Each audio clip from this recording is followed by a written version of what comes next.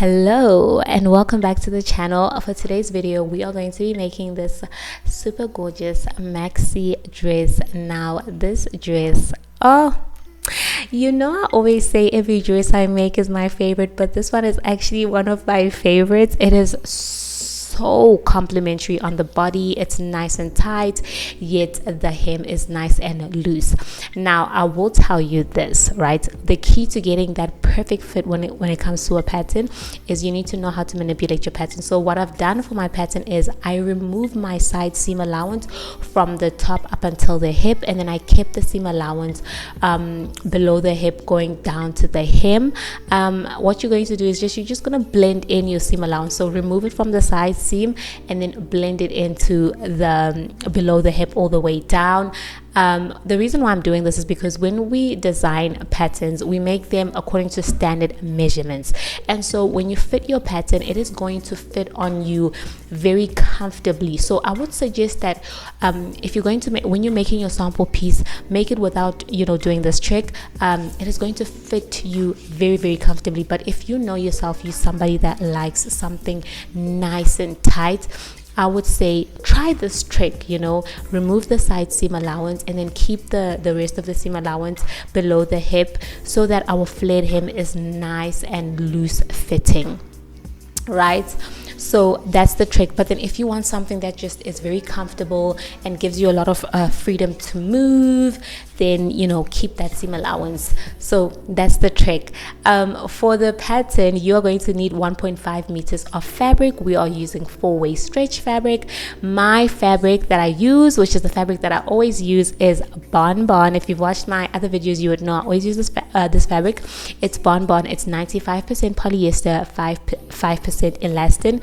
It's got about 60 to 70% stretch. When I stretch it comfortably, it goes up to 60. When I stretch it, it goes up to 70.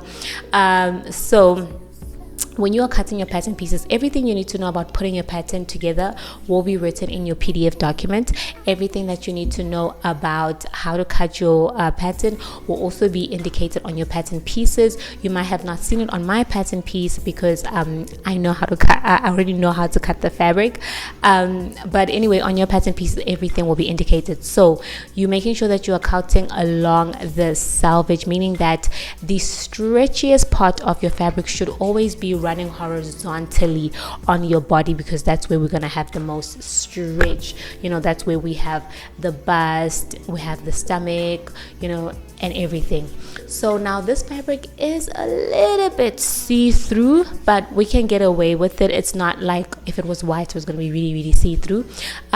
We're not going to be lining this fabric because I don't want us wasting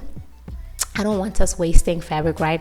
I love lining my dresses because it's super easy for beginners.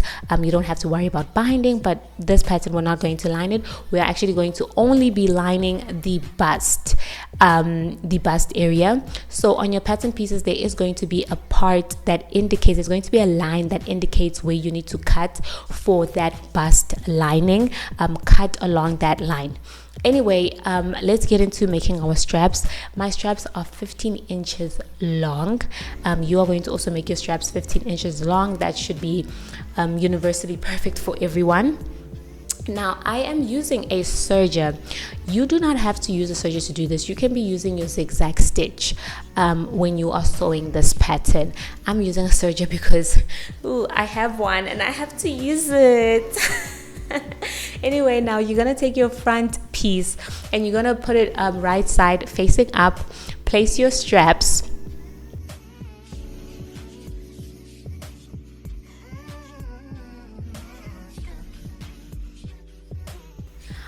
After placing your straps, remember I said that on your pattern piece you're going to have an indication, a line that indicates to you where you need to cut for that lining piece, for the bust lining piece. So you've obviously cut that piece out. Now take that lining piece and then you are going to put it right side facing down, making sure that your straps are sandwiched in between the two pieces. Then you know what we have to do? We have to pin. Always pin. always pin. There's no smart people in sewing. There's no one who's gonna go in and not pin. We all have to pin. So we're gonna pin the armholes, we're gonna pin the neckline, and then we're gonna pin the other armhole.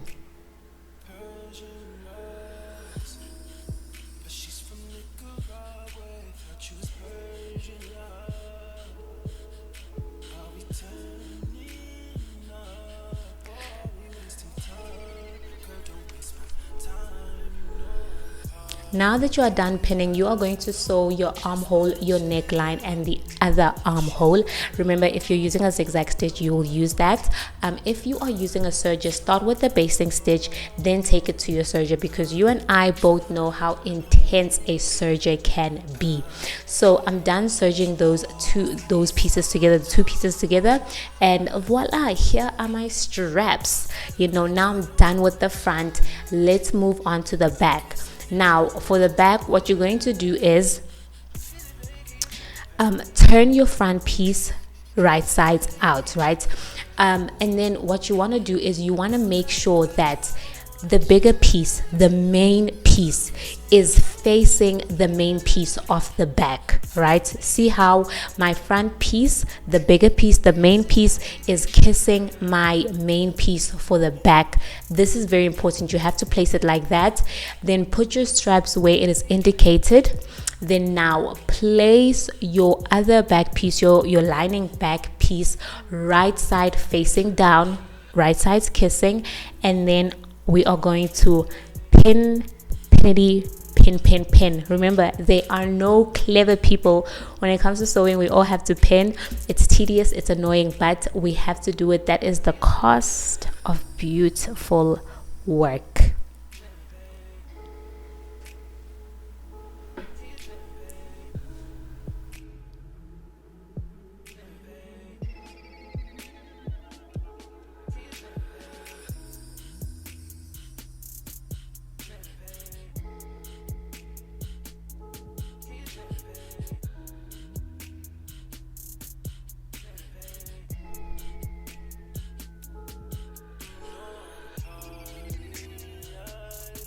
When you are done pinning, you are going to go to your sewing machine and stitch that top seam. Now that you are done stitching the top seam, what you're going to do is you are going to line your front piece with your back piece at the side seams.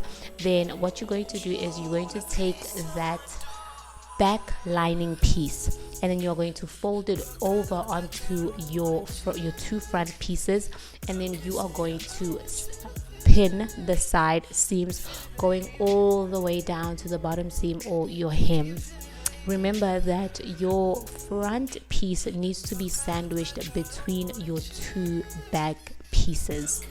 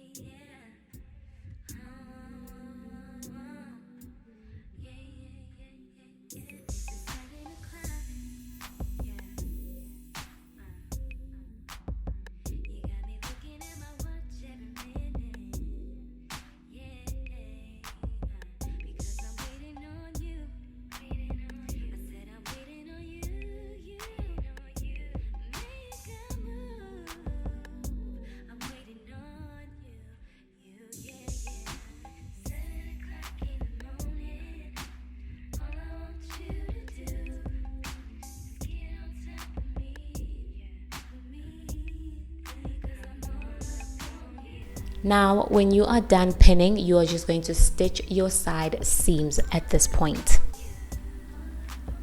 Now that you're done stitching your side seams, turn your dress inside out.